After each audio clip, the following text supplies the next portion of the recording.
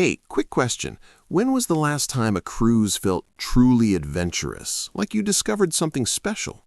In 2025, those moments are still out there, if you know where to look. I'm breaking down 10 underrated itineraries that deliver jaw-dropping views, authentic culture, and way fewer people. Let's dive in. Hey everyone, welcome back to the channel, or if you're new here, hit that subscribe button because we uncover the travel secrets the big guys won't tell you. I'm your channel name, and today we're talking cruises, not the floating malls packed with tourists, but the ones that feel like your own private adventure. These 10 itineraries for 2025 are flying under the radar, perfect for anyone tired of the usual suspects. We're counting them down from 10 to 1, so buckle up. Let's start with number 10. Starting us off at number 10 is the Azores Archipelago, a cluster of 9 volcanic islands smack in the middle of the Atlantic that feels like Middle-earth on steroids. Think emerald craters filled with turquoise lakes, black sand beaches, and hiking trails that lead to waterfalls straight out of a fantasy novel.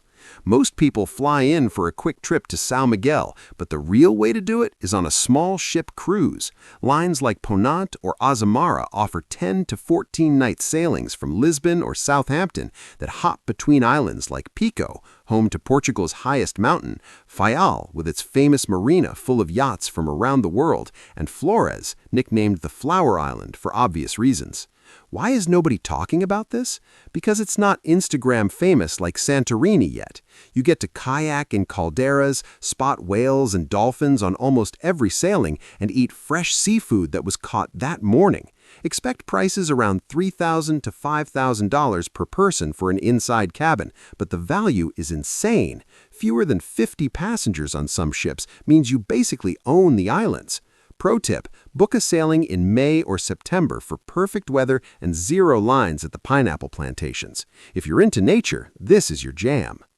Moving up to number 9, we're heading down under to Tasmania. Forget the mainland crowds. This is Australia's wild frontier, where ancient rainforests meet dramatic cliffs, and you can spot wombats and Tasmanian devils in the wild. The standout itinerary, round trip from Sydney on ships like Royal Caribbean's Ovation of the Seas or smaller expedition vessels from Coral Expeditions.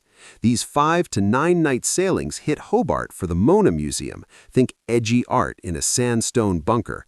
Port Arthur's haunting penal colony ruins, and lesser-known spots like Wineglass Bay or the Freycinet Peninsula.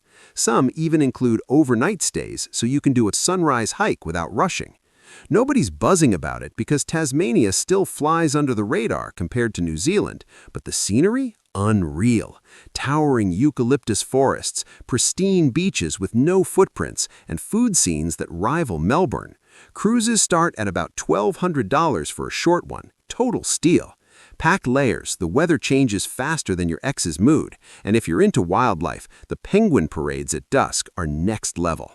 Number 8 takes us to the Faroe Islands, 18 volcanic islands between Iceland and Norway that look like they were designed by a dramatic movie director.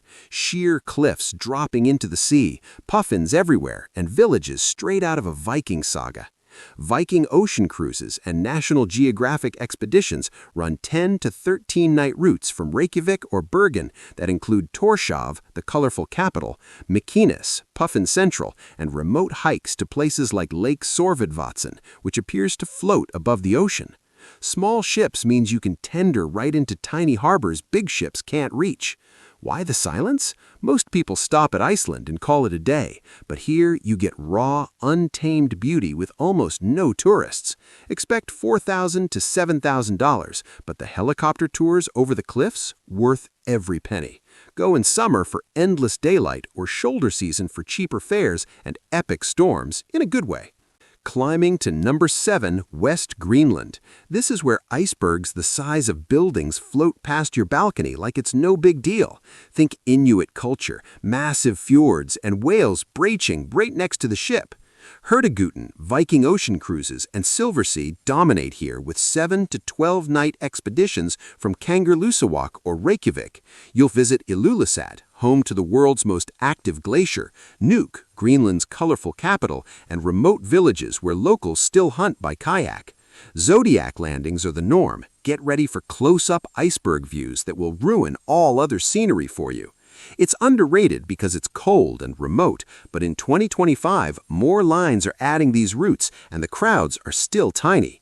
Prices from $5,000 up, but the Northern Lights in September? Game changer. Dress in layers and bring binoculars, you'll thank me later. Number 6 is the Lofoten Islands in northern Norway, a chain of jagged peaks, red fishing cabins, and beaches that look tropical until you dip a toe in. Fred Olsen or smaller lines like Sea Dream offer 10 to 14-night sailings from Tromsø or Bergen that weave through the archipelago, stopping at Svolvær for cod fishing demos, Rhine for those famous red Rohrbuer huts, and even midnight sun hikes. The drama of the mountains meeting the sea is unmatched. Why quiet? Most Norway cruises stick to the southern fjords. Here, it's wilder, more authentic, and the seafood is stupidly fresh, around $3,500 to $6,000. Best in June for endless daylight or shoulder season for northern lights. Halfway at number 5, the British Isles, but not the usual suspects. Think small ships from Hebridean Island cruises or Ponant hitting the Outer Hebrides, Orkney, and remote Scottish lochs. 14-night loops from Edinburgh or Dublin include St. Kilda, UNESCO Ghost Village, Iona, ancient abbey vibes, and the Shetlands for puffin colonies. You get bagpipe welcomes, whiskey tastings, and castles that feel private. Underrated because big ships skip these spots, $4,000 to $8,000, but the intimacy is priceless. Number 4, the Adriatic's backroads. Variety cruises and small ship lines are killing it with itineraries from Athens or Dubrovnik that hit Kotor, but the quiet side, Albanian ports like Sarande, and hidden Croatian islands like Vis. 7 to 10 nights, ancient ruins, olive groves, and swimming in crystal coves. $2,500 to $4,500. No Santorini mobs, just you and the locals. Top 3, number 3, Raja Ampat in Indonesia, the planet's most biodiverse marine spot.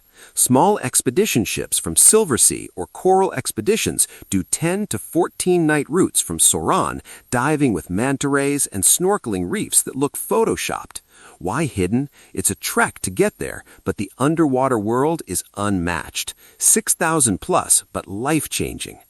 Runner-up at number 2, the Seychelles. Silversea and Ponant sail 7 to 12-night routes from Mahé, island hopping to La Digue with giant tortoises and granite boulders, and Aldabra with pristine atolls.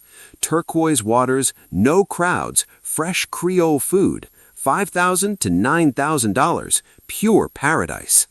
And the winner, number 1, the brand new Magdalena River cruises with AMA Waterways. 7-night sailings from Cartagena through Colombia's heartland, colonial towns, bird-filled wetlands, and coffee plantations.